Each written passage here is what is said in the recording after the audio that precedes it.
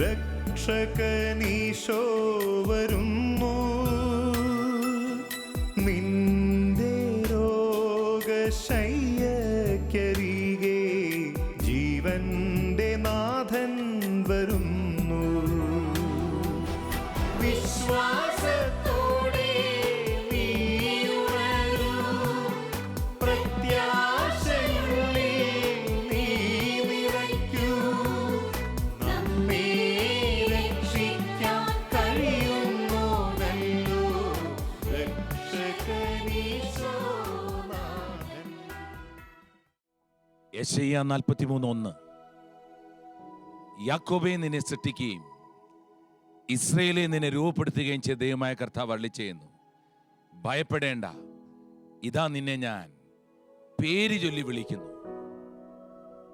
ദൈവത്തിന്റെ പ്രിയപ്പെട്ട യുവജനമേ, ഈശോയുടെ ഹീലിംഗ് ടച്ച്, സൗഖ്യത്തിന്റെ കരസ്പർശം ഇന്ന് യുവജനങ്ങളിലേക്ക് ഒഴുകിയിറങ്ങുകയാണ്. ഈ ഒരു പ്രോഗ്രാം യൗവനങ്ങളിലേക്കാണ് ഇന്ന് കണ്ണുവെക്കുക. ദൈവത്തിന്റെ പ്രിയപ്പെട്ട കുഞ്ഞെ, നിന്റെ ജീവിതത്തിന്റെ ഈ ഒരു കാലഘട്ടത്തിൽ നീ ഒന്ന് പതറി നിൽക്കുകയാണെങ്കിൽ, വിശ്വാസത്തിൽ മുന്നോട്ടു പോകുവാൻ നിനക്ക് പറ്റുന്നില്ല എങ്കിൽ, ഇന്ന് ഈ എപ്പിസോഡ് നിന്റെ വിശ്വാസത്തിന്റെ ആ ക്രമങ്ങളിലേക്ക് ഇറങ്ങുവാൻ ദൈവം ആഗ്രഹിക്കുന്നു. അണ്ട് പ്രിയപ്പെട്ട മോനെ, പ്രിയപ്പെട്ട മോളെ, നമുക്ക് ഈ TV സ്ക്രീനിന്റെ മുമ്പിലേക്കൊന്ന് വരാം. ഇന്ന് വിശാലമായ ചിന്താഗതിയോടുകൂടി പറ്റുമെങ്കിൽ ബൈബിളും ചേർത്ത് വെച്ച് നമുക്ക് നമ്മളെ ഒന്ന് ക്രമപ്പെടുത്തുവാൻ തയ്യാറായി ദൈവത്തിന്റെ അടുത്തേക്ക് വരാം. നമ്മൾ ഇനി സംസാരിക്കാൻ പോകുകയാണ്. ദൈവത്തിന്റെ പരിശുദ്ധാത്മാവ് നിങ്ങളുടെ ചില സംശയങ്ങളുടെ മേൽ കൈവെക്കാൻ പോകുകയാണ്. നിങ്ങളുടെ വിശ്വാസം വർദ്ധിക്കുവാൻ ദൈവം എന്താണ് ചെയ്യാൻ പോകുന്നത് നമുക്ക് കാണാം. കാത്തിരിക്കാം. ദൈവം നിങ്ങളെ തൊടട്ടെ. ജീവിതത്തിന്റെ ചോദ്യങ്ങൾക്ക് മുമ്പിൽ നീ പകച്ചു പോകുന്നുവോ? സ്വപ്നങ്ങൾക്ക് ചിറകുണ്ടെങ്കിലും നീ നിരാശയിൽ വീണു പോകുന്നുവോ? വഴികൾ ഏറെ ഉണ്ടെങ്കിലും ഏതു വഴി തെരഞ്ഞെടുക്കണം എന്നതിൽ നീ പകച്ചു നിൽക്കുന്നുവോ? ഒറ്റപ്പെടലും വേദനയും നിന്റെ ജീവിതത്തെ തകർക്കുന്നുവോ? ഇതാ ദൈവപുത്രൻ നിന്റെ ചാരി നിൽക്കുന്നു.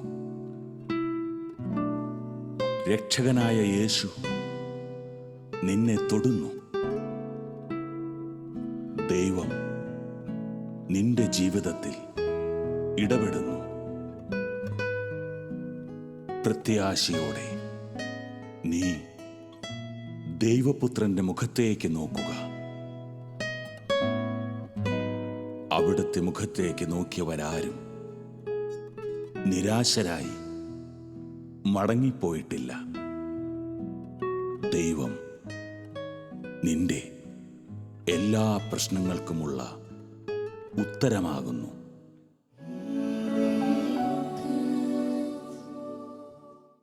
Are you really frustrated? Do you feel that no one understands you? What is next? ഇനി എന്താണ്? വിശ്വാസമെടുത്താൽ, അല്ലയോ മകനെ, നിനക്ക് ദൈവവുമായി ഒന്ന് ബന്ധപ്പെടാൻ പറ്റുന്നില്ലേ? വീട്ടിലാകെ പ്രശ്നങ്ങളാണോ? മാതാപിതാക്കളുമായി ഒരുമിച്ച് പോകുവാൻ പറ്റുന്നില്ലാത്തത് ഒരു ടഗ് ഓഫ് വാർ, ഒരു വടംവലി പോലെ നമ്മുടെ മൈൻഡിലൂടെ കടന്നു പോകുന്നുണ്ടോ? അതോ എടുത്ത കോഴ്സ് ഇഷ്ടമാകുന്നില്ലേ? ഇത് പഠിക്കണ്ട എന്ന് തോന്നുന്നുണ്ടോ? അതുപോലെ ചില കൂട്ടുകെട്ട് ഒരു വിഷമമായി കടന്നു വരുന്നുണ്ടോ? ഒന്നിനോടും ഒരിഷ്ടം തോന്നുന്നില്ല എന്ന് മൈൻഡ് പറയുന്നുണ്ടോ? ടീച്ചേഴ്സിനോട് ദേഷ്യം, ആകെ പഠിക്കാൻ പറ്റുന്നില്ല, ഉള്ളിൽ ചെയ്യുന്ന ജോലി, അതിൻ്റെ ടെൻഷൻ, എല്ലാ മേഖലയിലും ഒരു സ്വസ്ഥത കിട്ടുന്നില്ലെന്ന് തോന്നുന്നുണ്ടോ? ദൈവത്തിൻ്റെ പ്രിയപ്പെട്ട യുവജനമേ, എവിടെയാ തുടങ്ങേണ്ടത്? എങ്ങനെ നമുക്ക് മുന്നോട്ട് പോകാം? നമ്മുടെ മുമ്പിൽ സൗഖ്യത്തിന്റെ കരസ്പർശവുമായി നമ്മളുടെ ദൈവം കാത്തിരിപ്പുണ്ട്. ഒന്ന് മനസ്സ് തുറക്കുമെങ്കിൽ വലിയ കാര്യങ്ങളാണ് ദൈവം ചെയ്യാൻ പോകുന്നത്. കുറച്ച് നാളുകൾക്ക് മുമ്പ് US ഒരു പ്രോഗ്രാം, ഒരു പള്ളിയിൽ ധ്യാനം നടക്കുന്നു. ഈ സമയം ആ ധ്യാനത്തിൻ്റെ ഒരു സാഹചര്യത്തിൽ ഒരു യുവാവിനെ കൂട്ടിമുട്ടാനിടയായി. സെസിൽ എന്നായിരുന്നു അവൻ്റെ പേര്. കടന്നു വന്നത് ധ്യാനത്തിന് വന്നതല്ല. അവിടെ ഒരു ഇൻ്റർവ്യൂവോ മറ്റേതോ ടെസ്റ്റ് എഴുതുവാനോ അവൻ കടന്നു വന്നതാണ്. അവൻ ആകെ ഫ്രസ്ട്രേറ്റഡ് ആണ്. ഉള്ളിലൊരു കൺഫ്യൂഷൻസ്.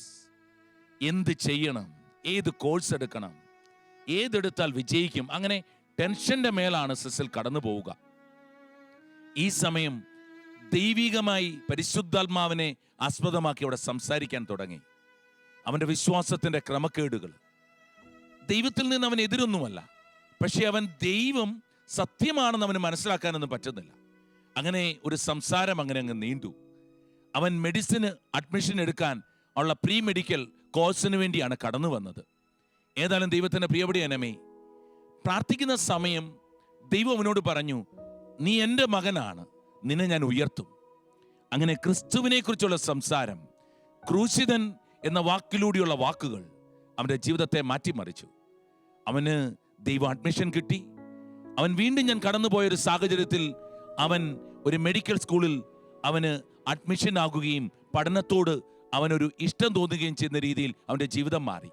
അവൻ്റെ മാതാപിതാക്കന്മാർ പറഞ്ഞു, അവൻ്റെ ജീവിതമേ മാറി മറിഞ്ഞു എന്ന്. കഴിഞ്ഞ നാളിൽ അവൻ എനിക്കായി അയച്ചൊരു മെസ്സേജിൽ ഇങ്ങനെ എഴുതി, എനിക്ക് ആഫ്രിക്കയിൽ ഈ വെക്കേഷന് പോകണം, മറ്റൊന്നിനും വേണ്ടിയല്ല. ഈ ക്രൂശിതനായ ഈ ദൈവത്തെ പ്രഘോഷിക്കുവാൻ എൻ്റെ വെക്കേഷൻ എനിക്ക് ഉപയോഗിക്കണം. സെസിലിന് എന്താണ് സംഭവിച്ചത്? വിശ്വാസത്തിൽ എവിടെയോ ഒരു കുറവെന്ന് തോന്നിയ സാഹചര്യത്തിൽ ദൈവം നസ്രായനായ യേശു ക്രിസ്തു ഒരു വലിയ സത്യമാണെന്ന് അവൻ മനസ്സിലാക്കിയപ്പോൾ അവൻ്റെ ജീവിതം മാറി മറിഞ്ഞു.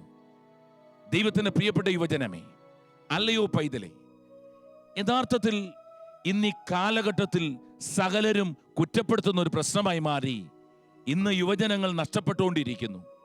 സഭയിലും വിശ്വാസത്തിലും സമൂഹത്തിലും തീപ്പൊരിയാകേണ്ട യുവജനം എവിടെയോ പിൻവലിഞ്ഞു കഴിഞ്ഞു. ദൈവത്തിന്റെ പ്രിയപ്പെട്ട കുഞ്ഞേ, കഴുകനെ പോലെ ചിറകടിച്ചുയരുവാൻ ദൈവം നിന്നെ വിളിക്കുകയാണ്. എവിടെയാ തുടങ്ങേണ്ടത്? നമുക്ക് എവിടെ തുടങ്ങുവാൻ പറ്റും?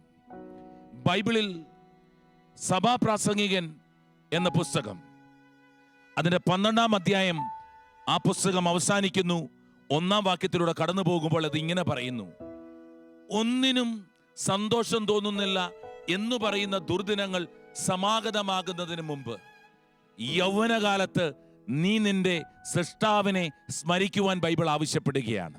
ശ്രദ്ധിക്കുക, ഒന്നിലും സന്തോഷം തോന്നുന്നില്ല എന്ന് പറയുന്ന ദുർദിനങ്ങൾ സമാഗതമാകുന്നതിന് മുമ്പ് യൗവനകാലത്ത് നീ നിന്റെ സൃഷ്ടാവിനെ സ്മരിക്കുക. ഓർക്കുക, മാത്തമാറ്റിക്സ് അല്ല നമ്മുടെ ജീവിതം നിശ്ചയിക്കുക.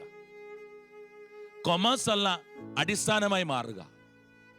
എക്കണോമിക്സ് അല്ല സാമ്പത്തികമായ അനുഗ്രഹമായി മാറുക. കെമിസ്ട്രി അല്ല നിന്റെ സയൻസ് തീരുമാനിക്കുക. ദൈവത്തിന്റെ പ്രിയപ്പെട്ട പൈതലേ, എവിടെയാണ് എൻ്റെ വിശ്വാസത്തിൻ്റെ ദൈവികമായ ബന്ധം ദൈവത്തിൽ നിന്ന് മാറിപ്പോയത്? എല്ലാവരും പറയുന്ന ഒരു കാര്യമുണ്ട്, പണ്ട് നീ എങ്ങനെയോ നല്ലതായിരുന്നു, എന്തേ ഇപ്പോൾ നിനക്ക് സംഭവിച്ചത്? എല്ലാവരും പറയുന്നു, ഇപ്പോൾ നിന്റെ സ്വഭാവമാകെ മാറി, ദേഷ്യമായി, ആഹാരം കഴിക്കാൻ വിളിച്ചാൽ പ്രശ്നം, വിളിച്ചില്ലെങ്കിൽ പ്രശ്നം, നിന്നോട് ചോദ്യം ചെയ്താൽ പ്രശ്നമായി, ചില വസ്ത്രങ്ങളോടും ചില മുഖത്തെ എക്സ്പ്രഷനെയും കുറ്റപ്പെടുത്തുന്ന രീതിയിൽ അമ്മയുടെ വാക്കുകൾ, പപ്പയുടെ ചില സംസാരങ്ങൾ, ഇതൊക്കെ ഉള്ളിലോ ആകെ ഒരു വിഷമമായി തോന്നുന്നുണ്ടോ? ദൈവത്തിന്റെ പ്രിയപ്പെട്ട പൈതലേ, തിരികെ വരാം. വരേണ്ടത് മറ്റാരുടെയും മുമ്പിലല്ല, ഒരു നിഴലിലേക്ക് കടന്നു വരാതെ നമ്മുടെ ജീവിതം മാറില്ല. ആ നിഴൽ മറ്റാരുമല്ല, നസ്രായനായ യേശു ക്രിസ്തുവാണ്. അപ്പോൾ ഒരു ചോദ്യമുണ്ടാകും, എന്തിനാണ് യേശു ക്രിസ്തുവിൽ വിശ്വസിക്കുക? ബൈബിൾ പറയുന്നു, സോളമന്റെ ജ്ഞാനം പറയുന്നു, യൗവനകാലത്ത് സൃഷ്ടാവിനെ സ്മരിക്കുക. ദൈവത്തിന് പ്രിയപ്പെട്ട പൈതലേ, 33 വർഷം മാത്രം യൗവനത്തിലൂടെ കടന്നുപോയി ജീവിതം തൻ്റെ എല്ലാം ദൈവം നമുക്കായി വിട്ടു നൽകിയ യേശു ക്രിസ്തു. എന്തിനാകാം ക്രിസ്തു നമ്മളോട് ഇങ്ങനെ സംസാരിക്കുക? എന്താണ് ക്രിസ്തുവിന്റെ പ്രത്യേകത? ദൈവത്തിന്റെ പ്രിയപ്പെട്ട പൈതലേ, ഹിസ്റ്ററി എന്നാണ് ചരിത്രത്തെ പറയുക. ചരിത്രത്തിൽ ഒത്തിരി പേര് ഈ ലോകത്ത് കടന്നു വന്നു. നെപ്പോളിയൻ, ഹിറ്റ്ലർ, അങ്ങനെ നിർബന്ധമായി പറഞ്ഞാൽ അലക്സാണ്ടർ ദ ഗ്രേറ്റ്, അങ്ങനെ വേൾഡ് കോൺകർ ചെയ്ത വലിയ വലിയ വ്യക്തിത്വങ്ങൾ ഈ ലോകത്തിലേക്ക് കടന്നു വന്നു. പക്ഷേ ഈ ലോകത്തിൽ ചരിത്രം സൃഷ്ടിച്ച ഒരു വ്യക്തിയേ ഉള്ളൂ, അത് നസ്രായനായ യേശു ക്രിസ്തുവാണ്. കാരണം ഹിസ്റ്ററി എന്ന് പറയുന്നത് തന്നെ ഹിസ്റ്റോറിയാണ്, അവന്റെ കഥയാണ്. ലോകമെടുത്താൽ അതിന്റെ തുടക്കം തൊട്ട് അവസാനം വരെയും സകലതും മാറ്റിമറിച്ചത് ക്രിസ്തുവിലൂടെ മാത്രമാണ്. എടുക്കുക, കാലങ്ങൾ എടുത്താൽ കാലത്തെ ഡിവൈഡ് ചെയ്യുന്ന ഒരു വലിയ പാലമുണ്ടായി. അത് AD എന്നും BC എന്നും മാറ്റപ്പെട്ടു. അത് മറ്റാരുടെയും പേരിലല്ല മാറ്റപ്പെട്ടത്, ഞാനും നിങ്ങളും വിശ്വസിക്കുന്ന യേശുവിന്റെ നാമത്തിൽ, യേശുവിന്റെ ജനനത്തിൽ AD എന്നും BC എന്നും അത് മാറ്റിമറിക്കപ്പെട്ടു. ആനോ ഡോമിനി എന്നും ബിഫോർ ക്രൈസ്റ്റ് എന്നും അതിന് ഡിവിഷൻ ഉണ്ടാകുമ്പോൾ ഓർക്കുക, ലോകത്തിൽ എത്രയോ വലിയ വ്യക്തികൾ ഉണ്ടായിട്ടും അവരൊന്നും ഇതിനെ മാറ്റിമറിക്കാൻ പറ്റിയില്ല. പക്ഷെ ദൈവമായ യേശു ക്രിസ്തു കടന്നു വന്നപ്പോൾ കാലം രണ്ടായി മാറി. അല്ലയോ പൈതലേ, ഇതുപോലെ എന്റെയും നിന്റെയും ജീവിതത്തിൽ ഒരു ഡിവിഷൻ ഉണ്ടാകണം, ഒരു AD ഉണ്ടാകണം, ഒരു BC ഉണ്ടാകണം. ബിഫോർ ക്രൈസ്റ്റ്, ക്രിസ്തുവില്ലാത്ത കാലത്തിൽ നിന്ന് ക്രിസ്തു ജനിച്ചൊരു കാലഘട്ടത്തിലേക്ക് വന്നാൽ ദൈവം നിന്നെ മാറ്റിമറിക്കും. ഓർക്കുക, ലോകത്തിൽ ഒരാള് ആത്മകഥ എഴുതുക എന്നത് വളരെ പ്രയാസമാണ്. കാരണം അവൻ ആത്മകഥ എഴുതിയാൽ അവന്റെ മരണവും കൂടി എഴുതുവാൻ അവന് സാധ്യതയില്ല. എന്നാൽ ലോകത്തിലുള്ള എല്ലാവരും ആത്മകഥ പൂർത്തീകരിക്കുന്നത് മറ്റുള്ള വ്യക്തികളെ കൊണ്ട് ചെയ്യുമ്പോൾ, ദൈവത്തിന്റെ പ്രിയപ്പെട്ട പൈതലേ, ജനിക്കും മുമ്പ് ലോകത്ത് ആത്മകഥ എഴുതി കടന്നു വന്ന ഒരുവനെയുള്ളൂ, അത് നസ്രായനായ യേശു ക്രിസ്തുവാണ്. നിങ്ങൾക്കറിയാമല്ലോ, ജനിക്കും മുമ്പേ പ്രവചനമായിരുന്നു ക്രിസ്തു ഈ സമയത്ത് വരുമെന്നും ക്രിസ്തു ജനിക്കുമെന്നും പാപത്തിന് വേണ്ടി മരിക്കുമെന്നൊക്കെ എത്രയോ പ്രാവശ്യം ബൈബിളിൽ പഴയ നിയമത്തിൽ ഇത് കടന്നു വന്നു. എന്ന് വെച്ചാൽ ജനിക്കും മുമ്പേ പ്രവചനമായിട്ടാണ് കടന്നു വരുന്നത്. മാത്തമാറ്റിക്സിൽ ഒരു തിയറി ഉണ്ട്, പ്രോബബിലിറ്റി തിയറി. ആ തിയറി പ്രകാരം ഇങ്ങനെയാണ് പറയുക, ഒരു വ്യക്തിയെക്കുറിച്ച് 100-ലധികം പ്രവചനങ്ങൾ ഉണ്ടെങ്കിൽ അവ പൂർത്തീകരിക്കാനുള്ള ചാൻസ് എന്ന് പറയുക 1/30 മില്യൺ ചാൻസ് ആണ് ഉണ്ടാവുക. ദൈവത്തിന്റെ പ്രിയപ്പെട്ട പൈതലേ, ഓർക്കുക, യേശു ക്രിസ്തുവിനെ കുറിച്ചുള്ള ഈ ചാൻസ് 0.000 എന്ന് പറയുന്നത് പോലുള്ള ചാൻസിനെ മുഴുവൻ അതിജീവിച്ചുകൊണ്ട് ക്രിസ്തുവിന്റെ ആയിരക്കണക്കിന് പ്രവചനങ്ങൾ ദൈവം വളരെ നിസ്സാരമായി പൂർത്തീകരിച്ചുകൊണ്ടാണ് ക്രിസ്തു കടന്നുപോയത്. അതുപോലെ ദൈവത്തിന്റെ പ്രിയപ്പെട്ട പൈതലേ, ലോകത്തിലെ എല്ലാ വ്യക്തിത്വങ്ങളും എടുക്കുക, ഹിറ്റ്ലർ, നെപ്പോളിയൻ, അങ്ങനെ എത്രയോ വ്യക്തിത്വങ്ങൾ. ഇതിൽ നെപ്പോളിയന്റെ ശവശരീരം പാരീസിൽ അടച്ചിട്ട മുറികളിൽ ഒരു വലിയ ഡൂമിൽ വലിയൊരു ദേവാലയത്തിനകത്ത് സൂക്ഷിക്കുന്നുണ്ട്. ആരും എടുത്തുകൊണ്ട് പോകാതിരിക്കാൻ ശവശരീരം 7 പെട്ടികളിലാക്കി വെച്ചിരിക്കുന്നത് പോലെ ഏതെന്ന് തിരിച്ചറിയാനാവാത്ത ചരിത്രമുള്ള വ്യക്തിത്വം. ദൈവത്തിന്റെ പ്രിയപ്പെട്ട പൈതലേ, നെപ്പോളിയൻ ലോകത്തിലെ എത്രയോ ക്രിസ്ത്യാനികളെ, അല്ലെങ്കിൽ നാസി തടങ്കൽ പാളയങ്ങൾ പോലുള്ള വലിയ സാഹചര്യങ്ങൾ സൃഷ്ടിച്ച് കടന്നുപോയ വ്യക്തി അവസാനം പറയുന്ന വാക്ക് വളരെ നിർണായകമാണ്. ഇങ്ങനെയാണ് പറയുക, അവന്റെ മരണത്തിന്റെ അവസാന നിമിഷം ഒരു ദ്വീപിലേക്ക് നാടുകടത്തപ്പെട്ട് മരണത്തിലേക്ക് കടന്നു പോകുമ്പോൾ നെപ്പോളിയന്റെ അവസാന വാക്ക് ചരിത്രത്തിൽ വളരെ പ്രസിദ്ധമാണ്. ഇങ്ങനെ അവൻ പറഞ്ഞു, ഞാനും സീസറുമൊക്കെ സ്നേഹം കൊണ്ട് ലോകത്തെ കീഴടക്കിയ യേശുവിനെ നോക്കുമ്പോൾ എത്രയോ പരാജിതർ. ഞങ്ങൾ വാളുകൊണ്ട് ലോകത്തെ കീഴടക്കി, എന്നാൽ അവനാകട്ടെ സ്നേഹം കൊണ്ട് ലോകത്തെ കീഴടക്കി. എന്നിട്ട് മുകളിലേക്ക് നോക്കിയിട്ട് അവൻ പറഞ്ഞു, അല്ലയോ ഗലീലിയക്കാരാ, നീ തന്നെ വിജയിച്ചു എന്ന് പറഞ്ഞാണ് നെപ്പോളിയൻ ഗുഡ് ബൈ പറയുന്നത്. ദൈവത്തിന്റെ പ്രിയപ്പെട്ട പൈതലേ, ബൈബിൾ എടുത്താലും ജീവിത സാഹചര്യങ്ങൾ എടുത്താലും ലോകചരിത്രം എടുത്താലും എവിടെയും യേശു ക്രിസ്തു സത്യമാണെന്ന് മനസ്സിലാക്കുവാൻ പറ്റും. വളരെ നിർണായകമായ ഒരു പുസ്തകമായി ബൈബിൾ നമ്മുടെ ജീവിതത്തിൽ മാറുമ്പോൾ ദൈവത്തിന്റെ പ്രിയപ്പെട്ട പൈതലേ, ബൈബിളിലെ ഓരോ വാക്യങ്ങളിലും ക്രിസ്തു നിറഞ്ഞു കിടപ്പുണ്ട്. പഴയ നിയമമാകാം, പുതിയ നിയമമാകാം, എവിടെയും യേശു വലിയൊരു സത്യമായി മാറുന്നു. യേശുവിന് ആയിരക്കണക്കിന് വർഷങ്ങൾക്ക് മുമ്പാണ് ദാവീദ് കടന്നു വരിക. ഈ ദാവീദ് തന്റെ സങ്കീർത്തനം 22-ാം അധ്യായം 1-ാം വാക്യത്തിൽ അതിങ്ങനെയാണ് തുടങ്ങുക: എൻ്റെ ദൈവമേ, എൻ്റെ ദൈവമേ, നീ എന്തിനാണ് എന്നെ കൈവെടിഞ്ഞത്? ദൈവത്തിന്റെ പ്രിയപ്പെട്ട പൈതലേ, ആയിരക്കണക്കിന് വർഷങ്ങൾക്ക് ശേഷം ഈ ക്രൂശിതൻ കുരിശിലേറുമ്പോൾ വിളിച്ചു പറയുന്ന വാക്കും ഇത് തന്നെയാണ്: ഓ ഏലേൽ ലമാ സബക്താനി, എൻ്റെ ദൈവമേ, എൻ്റെ ദൈവമേ, എന്തിനാണ് നീ കൈവെടിഞ്ഞത് എന്നത്.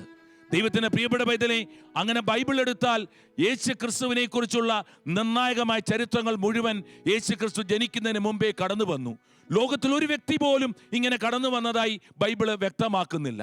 ദൈവത്തിന്റെ പ്രിയപ്പെട്ട പൈതലേ, ഇന്ന് യേശു സത്യമാണെന്ന് ഹൃദയത്തിൽ വിശ്വസിച്ച് അധരങ്ങൾ കൊണ്ട് ഏറ്റുപറയാൻ പറ്റുമെങ്കിൽ, ഈ യൗവനകാലത്ത് ദൈവത്തെ സ്മരിക്കാൻ തയ്യാറെങ്കിൽ ജീവിതം മാറി മറിയും. സങ്കീർത്തനം 119 അതിൻ്റെ 9-ാം വാക്യം: യുവാവ് എങ്ങനെയാണ് തൻ്റെ പാതകളെ നിർമ്മലമായി സൂക്ഷിക്കുക? ദൈവത്തിന്റെ വചനങ്ങൾ അനുസരിച്ചുകൊണ്ട്. ദൈവത്തിന്റെ പ്രിയപ്പെട്ട പൈതലേ, സഭയിൽ നിന്നെ ദൈവം അനുഗ്രഹമാക്കുവാൻ ആഗ്രഹിക്കുന്നു.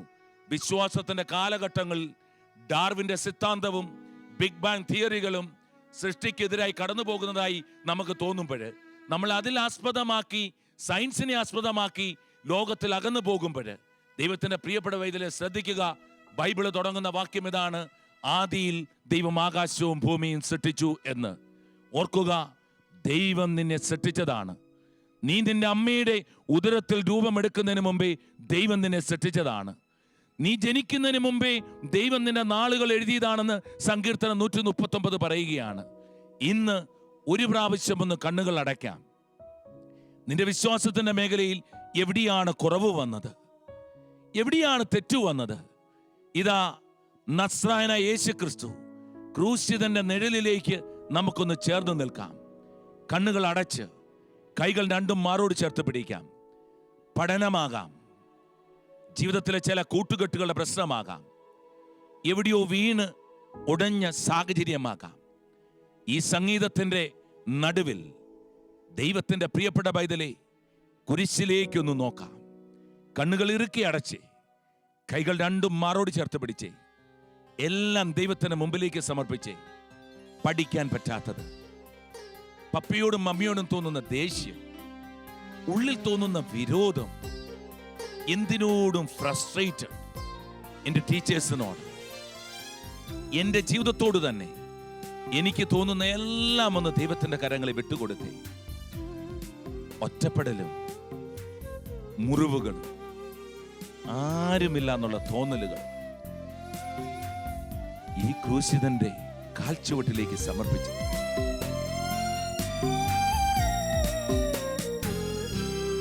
മുറിവേറ്റ കൈകളാൽ കൃപയേകുമോ? കനിവിൻ തലോടലാൽ സുഖമാക്കുമോ? മുറിപ്പാടിൽ കണ്ടു നിൻ മുറിയാത്ത സ്നേഹം, മുറിവുണക്കിടുന്ന സ്നേഹം. മുറിവേറ്റ കൈകളാൽ കൃപയേകുമോ? കനിവിൻ തലോടലാൽ സുഖമാക്കുമോ? മുറിപ്പാടിൽ കണ്ടു നിൻ മുറിയാത്ത സ്നേഹം, മുറിവുണക്കിടുന്ന സ്നേഹം.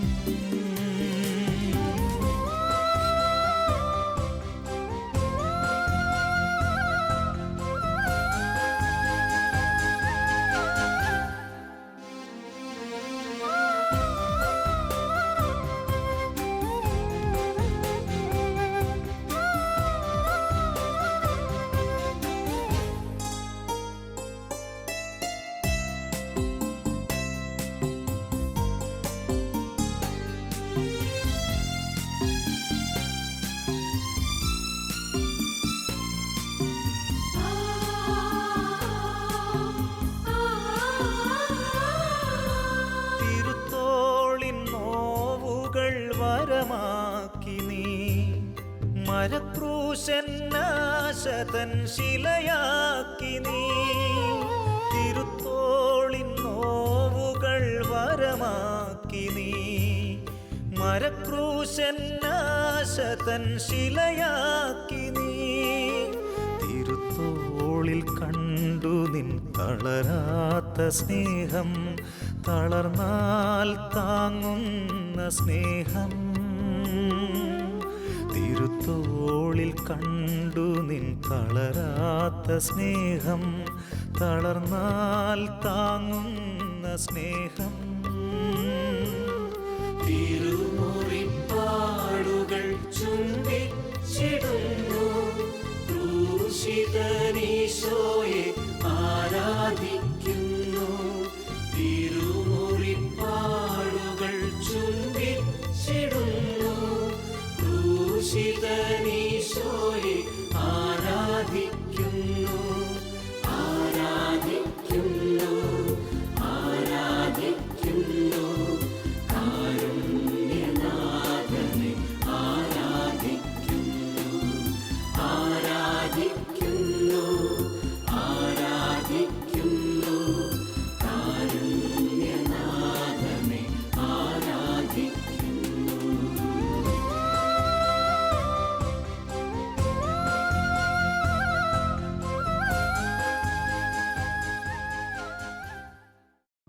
ഇതാ ദൈവപുത്രനായ യേശു നിന്റെ ജീവിതത്തെ സ്വന്തമാക്കുന്നു. അതെ, ദൈവപുത്രന്റെ കുരിശിനു താഴെ നിന്റെ തകർച്ചകളെല്ലാം ഉയർച്ചകളാകുന്ന അത്ഭുതം കുടികൊള്ളുന്നു. ഇനിയും നീ നിരാശയിൽ ജീവിതം തള്ളി നീക്കരുത്. നിന്റെ ആകുലതകൾ യേശുവിൻ്റെ നാമത്തോട് ചേർത്തു വച്ചതിനാൽ അവിടുന്ന് നോക്കിക്കൊള്ളും. യേശു, അവൻ രക്ഷിക്കുന്ന ദൈവമാണ്. ഇനിയും നീ വിലപിക്കരുത്. നിന്റെ തകർച്ചകളെ ഓർത്ത് കരയരുത്. ദൈവപുത്രനിൽ ആശ്രയം തേടിയ നീ നിരാശപ്പെടുകയില്ല. അവൻ വിശ്വസ്തനാണ്. അവൻ്റെ പിന്നാലെ പോയ ആരും ഇന്നോളം നിരാശപ്പെട്ടിട്ടില്ല. കരുണയുള്ള ദൈവം നമുക്കാശ്രയിക്കാനുള്ള സങ്കേതമാണ്, കോട്ടയാണ്. യേശു സകല ചോദ്യങ്ങൾക്കുമുള്ള ഏക ഉത്തരമാണ്. അല്ലയോ കുഞ്ഞെ, ഒരു മാറ്റം നിനക്ക് അനിവാര്യമാണ്. ഇപ്പോൾ പോകുന്ന സാഹചര്യത്തിൽ നിന്ന് ഒരു ചേഞ്ച് നിനക്ക് വേണം. എന്തിനാണ് ഭയപ്പെടുക? അല്ലെ ആരെയാണ് ഭയപ്പെടുക? നീ വിശ്വസിക്കുന്നത് വെറും ഒരു വ്യക്തിത്വത്തെ ഒന്നുമല്ല. ഉണ്ടാകട്ടെ എന്നൊറ്റ വാക്കിനാൽ ലോക ചരിത്രത്തെ മാറ്റിമറിച്ച ഒരു ദൈവത്തെയാണ് നീ വിശ്വസിക്കുക.